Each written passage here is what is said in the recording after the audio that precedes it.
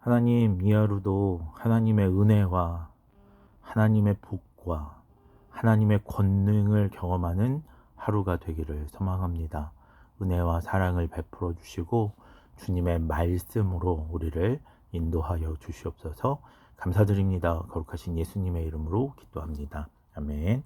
오늘 우리에게 주신 하나님의 말씀은 시편 37편 1절에서 11절까지의 말씀입니다. 1절과 2절, 11절 말씀을 읽도록 하겠습니다. 악을 행하는 자들 때문에 불평하지 말며 불의를 행하는 자들을 시기하지 말지어다. 그들은 풀과 같이 속히 배임을 당할 것이며 푸른 채소같이 쇠잔할 것이미로다. 그러나 온유한 자들은 땅을 차지하며 풍성한 화평으로 즐거워하리로다. 아멘. 오늘 본문의 말씀은 지혜시입니다.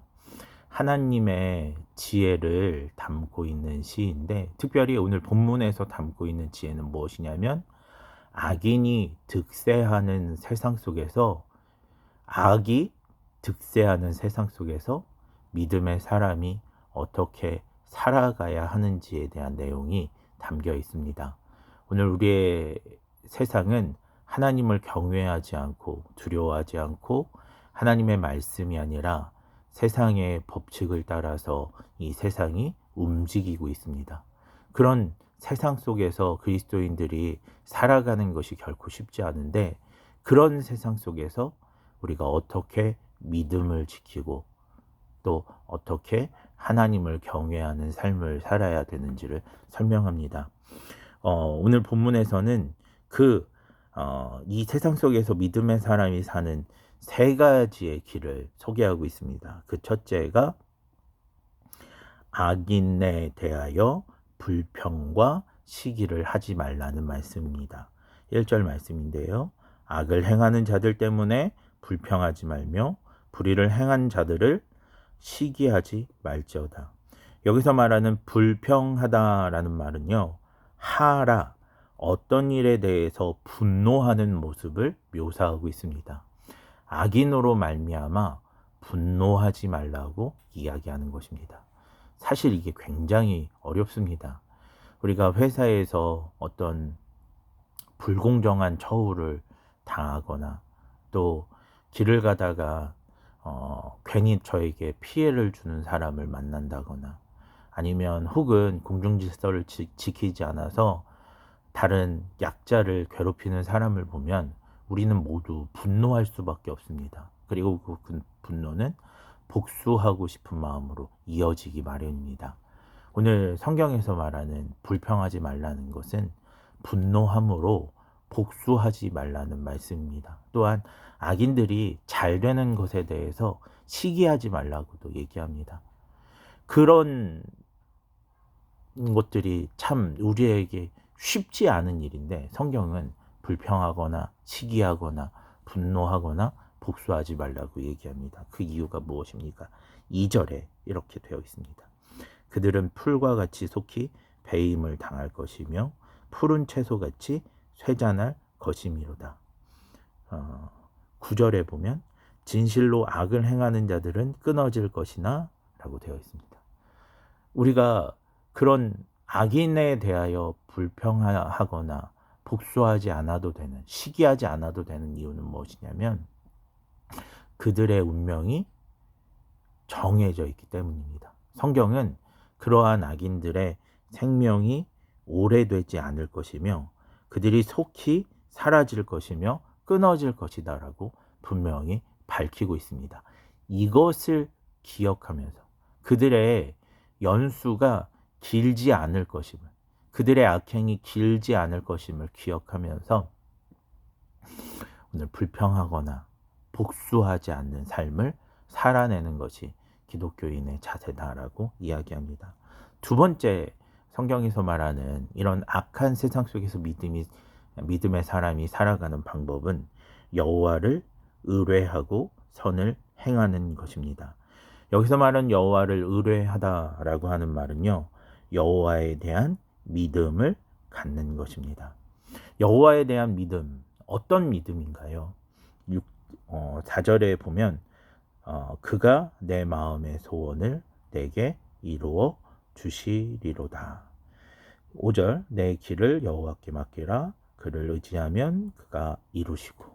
어떤 믿음입니까? 하나님이 내 기도에 응답하시고 내 소원을 이루시고 나의 삶의 그 길을 시온의 대로를 열어주신다라고 하는 믿음입니다. 우리가 기도하고 예배하는 하나님이 우리를 건지시고 이끄시며 인도하신다라고 하는 믿음을 가져야 된다는 거예요. 비록 지금 우리가 딛고 있는 삶의 터전이, 우리가 처해 있는 상황이 악인으로 말미암아 비루하고 또 자존심이 상하고 마음이 어렵다라고 할지라도 결국에 가서는 하나님이 그 악인은 끊어내시고 사라지게 하시고 오늘 우리에게 구원과 복을 베푸신다라고 하는, 오늘 우리를 고아와 같이 내버려 두지 않으시고 구원해 주신다라고 하는 믿음을 가져야 한다라고 얘기합니다. 그리고 세 번째, 이 악한 세상 속에서 기독교인이 살아가기 위한 세 번째 삶의 원칙은 7절에 기록되어 있습니다. 여호와 앞에 잠잠하고 참고 기다리라. 인내하라는 말씀입니다. 사실 우리 모두가 알고 있습니다. 믿음의 사람에게는 하나님의 은혜가 있을 것이고 천국이 기다리고 있다라고 하는 사실을 알고 있습니다. 하나님께서 악인은 심판하실 것이고 그의 길이 길지 않게 하신다라고 하는 것도 알고 있습니다. 그러나 삶에서 계속해서 악인이 득세하고 또 악한 사람에게 피해를 입다 보면, 또 우리의 상황이 바뀌지 않는 그런 것들이 계속 되다 보면 참 믿음을 갖기가 쉽지 않습니다. 하나님을 때로는 원망하는 마음이 들 때도 있고 포기하고 싶은 마음이 들 때도 있습니다. 그런데 성경은 그때 어떻게 하라고 이야기하냐면 참고 기다리라고. 하나님께서 구원을 이루실 것을 기대하며 기다리며 인내하라고. 나에게 주어진 사명, 그리고 내가 지켜야 할 그 자리를 묵묵하게 지켜나가라 라고 이야기하고 있습니다. 이처럼 묵묵하게 자신의 자리를 지켜나가는 것을 성경에서는 온유라고 이야기합니다. 보통 우리가 온유라고 하면 부드러운 성품의 사람, 뭔가 따뜻한 느낌을 주는 사람을 온유하다, 온유한 성품이다라고 이야기하지만, 실제로 성경이 말하는 프라노스라고 하는 온유라는 개념은 좌로나 우로나 치우치지 않는, 하나님 앞에서 좌로나 우로나 치우치지 않는 믿음을 의미합니다. 그런 상황에 흔들리지 않고, 그런 여건에 흔들리지 않거나 좌로나 우로나 치우치지 않고 하나님을 신뢰하며 하나님이 주신 사명의 길을 묵묵하게 걸어가는 것을 온유라고 이야기합니다. 그런 온유, 참고 기다리고 인내하는 그런 온유한 자에 대해서 11절은 이렇게 복을 약속합니다. 온유한 자들은 땅을 차지하며 풍성한 화평으로 즐거워하리로다. 아멘. 악인이 득세하는 세상에서 결코 화평할 수 없고 결코 평안할 수 없는 그런 상황에 처해 있지만, 우리가 하나님을 믿고 또 하나님 앞에서 온유함으로 좌로나 우로나 치우치지 않고 그렇게 인내하며 주님 앞에 나아가면, 그렇게 화평할 수 없는 세상에서 화평케 되어지는, 땅을 차지할 수 없는 세상에서 땅을 차지하게 되는 하나님의 기업을 유산으로 받게 되는 복이 있다라고 말씀합니다. 오늘 이 말씀 기억하면서 불평하거나 복수하는 대신 하나님을 믿고 하나님의 그 말씀 앞에서 인내하며 좌로나 우로나 치우치지 않는 온유함으로 오늘 이 세상을 복되게, 또 하나님의 그 복과 은혜를 경험하는 귀한 성도가 되기를, 또 그런 한 달이 되기를 주님의 이름으로 축원합니다. 기도하겠습니다.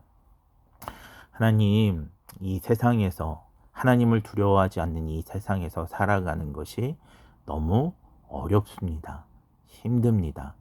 불평하는 마음이 들기도 하고 참기가 너무 어려운 것이 사실입니다. 그러나 오늘 시편의 기자가 고백한 것처럼 하나님 신뢰함으로, 또 하나님의 은혜를 기다리는 인내로 오늘 우리가 이 세상에서, 이 영적인 전쟁에서 승리하고 하나님이 주시는 화평, 하나님이 주시는 상급을 경험하는 귀한 믿음의 사람 되게 하여 주시옵소서. 12월 한 달이 그렇게 하나님의 복과 화평으로 가득한 한 달 되기를 소망하오며 거룩하신 예수님의 이름으로 기도합니다. 아멘.